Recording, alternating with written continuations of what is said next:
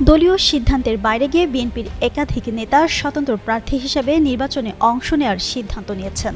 এতে আসন্ন জাতীয় সংসদে নির্বাচন সামনে রেখে দলটির ভেতরে তৈরি হয়েছে নতুন রাজনৈতিক চ্যালেঞ্জ। পরিস্থিতি সামাল দিতে বিদ্রোহী প্রার্থীদের বিরুদ্ধে কঠোর অবস্থানে যাচ্ছে বিএনপি।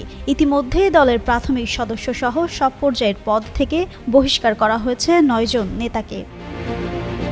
দলীয় সূত্র জানায়, তফসিল অনুযায়ী নির্ধারিত সময়ের মধ্যে যারা প্রার্থিতা প্রত্যাহার করবেন না তাদের বিরুদ্ধে সাংগঠনিক ব্যবস্থা আরও জোরদার করা হবে। বহিষ্কারের তালিকাও বাড়তে পারে। বিএনপির সিনিয়র যুগ্ম মহাসচিব রুহুল কবির রিজভী যুগান্তরকে বলেন, যারা দলের মনোনয়ন পেয়েছেন তাদের বাইরে যদি কেউ বিদ্রোহী প্রার্থী হতে চায়, দল নিশ্চয় তাদের বিরুদ্ধে কঠোর ব্যবস্থা নেবে।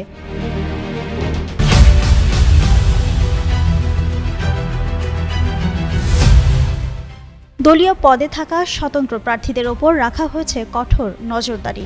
জেলা পর্যায়ের নেতারাও তাদের সঙ্গে আলোচনা করেছেন। প্রয়োজনে কেন্দ্র থেকে তলব করা হতে পারে। বিএনপির কেন্দ্রীয় নেতারা বলছেন, দলের বৃহত্তর স্বার্থে সবাইকে ধানের শীষের পক্ষে মাঠে থাকতে হবে, এর কোনো বিকল্প নেই।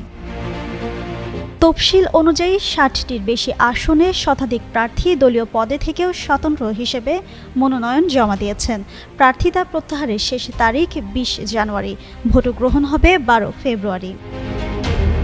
অন্যদিকে স্বতন্ত্র প্রার্থী হওয়ার কয়েকজন বিএনপি নেতা বলছেন, মনোনয়ন দেওয়ার ক্ষেত্রে স্থানীয় জনপ্রিয়তা উপেক্ষিত হয়েছে। স্থানীয় নেতাকর্মী ও সাধারণ মানুষের চাপে তারা নির্বাচনে নেমেছেন। তবে কেউ কেউ জানিয়েছেন, দলীয় শৃঙ্খলার প্রতি সম্মান জানিয়ে শেষ পর্যন্ত তারা প্রার্থিতা প্রত্যাহার করবেন। এর আগে ভারপ্রাপ্ত চেয়ারম্যান তারেক রহমানের সঙ্গে দেখা করতে চান তারা। জিন্নাত আরা ঋতু, যুগান্তর নিউজ।